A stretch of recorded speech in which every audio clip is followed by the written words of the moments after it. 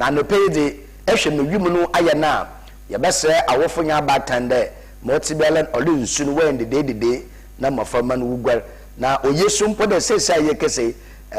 sukulu dodo na wa amakwan mafo no wo fie nti ye bese awofo nya abatan won hwe mafama na umpupu ya abo na anhya nso a na wode yarba pi wode baba wo oye damambira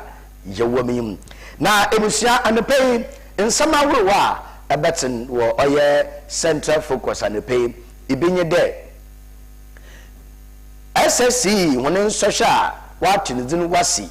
adoma kwa adom nti anada wo hyase na wode afutu ama awofunya abatane de obiye dama honda obobo moframan mamoframan wetum wache nsoshen na wache oni pa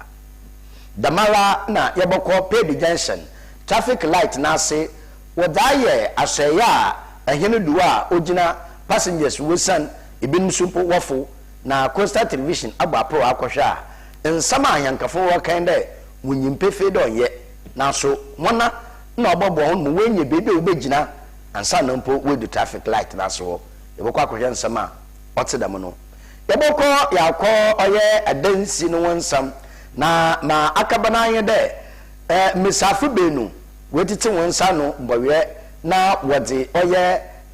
plastic bottles eno onye dati wakeka bo this 2-bedroom self container aya hobo mempeinfa wada technical university no mempeinfo wakwa akohwe de obehwe na da madwumada otedam wa yambo ana